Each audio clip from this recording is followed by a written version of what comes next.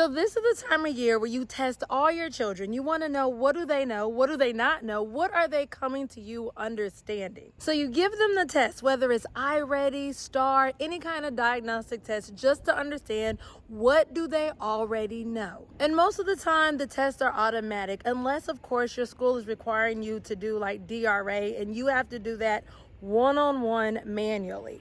Either way, this is assessment time. With given assessments, of course, this means that it's now your time to analyze the results. But 3 questions should come to mind. 1, what are you even looking for? 2, how do you actually analyze the results? And 3, what do you do with all this information?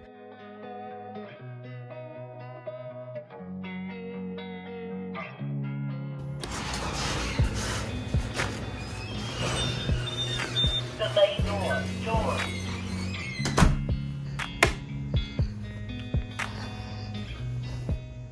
Alright, so let's address the first question, which is, what exactly are you looking for? Now, there's 3 things that you are looking for when it comes to your beginning of the year data. The first thing that you're looking for are overall classroom strengths and weaknesses. These are domain-specific strengths and domain-specific weaknesses. What do I mean by that? Alright, let me just break it down. If your class data looks like this, then majority of your kids are actually reading below grade level. You want to find that one domain that kind of has either green or yellow, meaning they are, not as far behind, and the domain where majority of your kids are either approaching or have mastered that domain, then becomes your domain strength as a class. Contrary to that, when it comes to a class weakness, you want to find the domain where a majority of your kids are either below grade level, red, or approaching grade level, depending on what the average is for your class. Now, if you have 2 domains that have really close data, I suggest honing in on one of these domains and just picking one. It could be your personal strength as your class weakness or your class strength. Now, the second thing you want to look for when it comes to your beginning school year data is, what prerequisites are you required to reteach? Now, I know you're like, it's not my job to go back and reteach what the other teacher has taught, but let me tell you, most priority standards, or those big standards that children will need as they go from one grade level to the next, all have prerequisites. That means, for example, I'm just going to throw a math example out there, that if I'm teaching how to add fractions, but they don't understand what a fraction is from 2nd and 3rd grade, they are not going to be able to be successful in my grade level. So I need to go back, reteach them what a fraction is so that they can understand how to add fractions. In fact, I was just working with one of my one-on-one clients, and she has a child that is literally 3 grade levels below grade level when it comes to reading. And she's like, well, what do? I have to teach these grade level standards. And we have to be realistic here. If I'm teaching a child main idea and they don't know how to decode or know beginning letter sounds, then I have to go back and teach them that before they're even able to decode and gain meaning from reading the text. Now, the third thing you want to look at when it comes to your beginning of the year school data is what standards are already mastered. Let me tell you, there is nothing worse than wasting your time teaching something that your kids already know. So go ahead and make your life easy by looking at what standards do you have to teach that they've already mastered. All right, so let's address our second big question. How do you analyze the data? It's important that you are being subjective and biased even. In fact, if you've been at that school for years, you kind of already know these kids.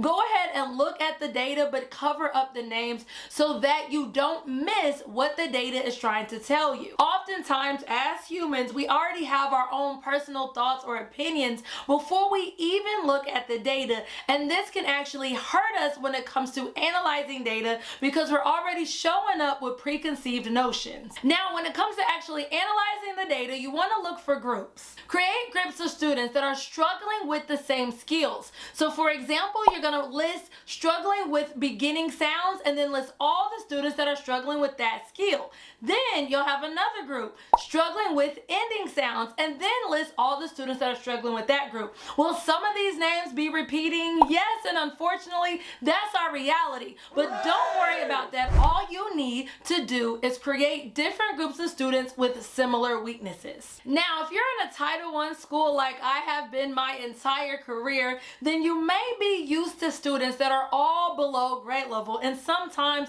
this can be really discouraging, especially when you look at your beginning of the year data and all of it is red. But the next thing that you want to keep in mind when you are looking at your beginning of the year data is I just want you to focus on one central area or skill for remediation. And you want to find an area or skill that's going to give you more bang for your buck. So this can be an area or skill where your kids are close to mastering, so it's not red, it's yellow, and you know if you just do 1 or 2 quick lessons that they will actually master that skill. Of course, if you do this will be a really easy quick win. You can get more bang for your buck if you also choose a focus that's your strengths and the kids' weaknesses. That way your passion will hopefully rub off on them. You're probably really excited to teach this at the beginning of the year anyways. And then for my tests and grades, you will get more bang for your buck if you choose the domain that has the biggest percentage of the state standardized tests. Every state has a state standardized test,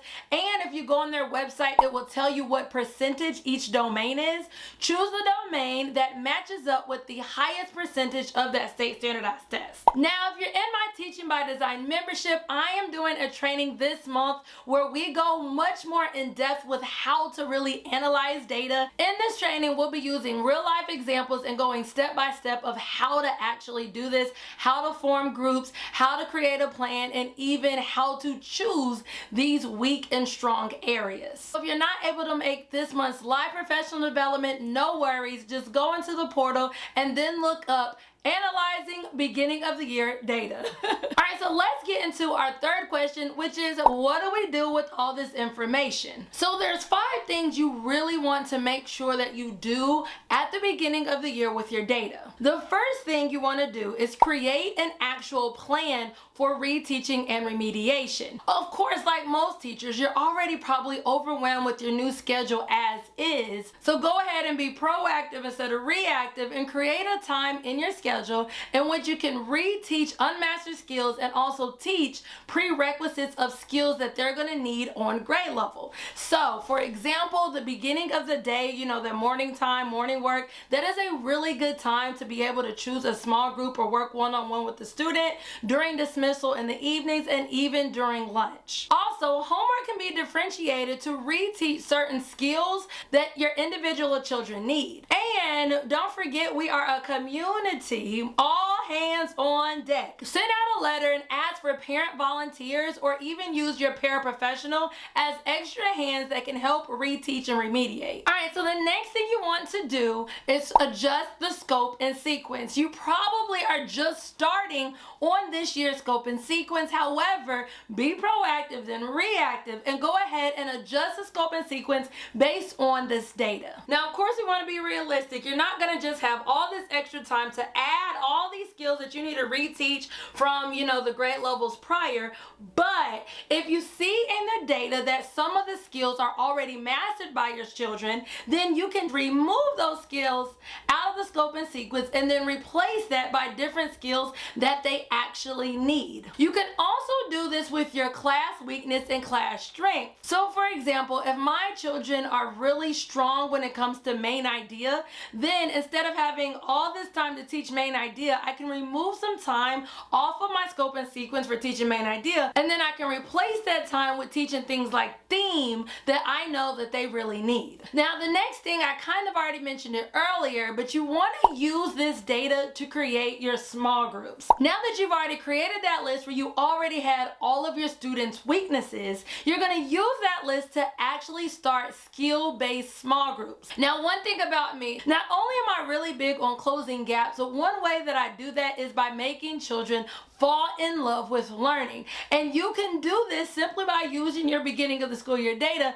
by creating classroom goals and rewards based on your class weakness. So for example, if your class weakness is really centered around phonics, then you need to create some sort of phonics initiatives that will get children motivated to start mastering those skills. Now, the best tip that I can possibly give you is to remember to focus on one thing at a time. I know if you're like me, you probably get discouraged when you look at your test results and you see that all of your kids are in the red and they're all reading behind grade level, and you're like, what now? But just focus on one skill at a time, and as you start to go from one skill to the next skill to the next skill, remember to enjoy the process, pat yourself on the back as students start progressing. Now, if you're like this and you are still confused and you don't want to go through this process by yourself, no worries, you don't have to. I would love to talk to you even more about your own personal journey and how we can create a plan to help you turn your academic goals with your children into a reality. Oh yeah, I am so excited and cannot wait to talk to you. Down below in the description, you will see how to just book a call with me so that we can chat about what it is that you need to make this school year the best school year yet. Now, I have a ton of videos all regarding the beginning of the school year, such as back to school year games, how to build relationships, and even how to create small groups. They're all in my preparing for back to school year playlist. However, YouTube somehow thinks that this is the best video for you to watch right now.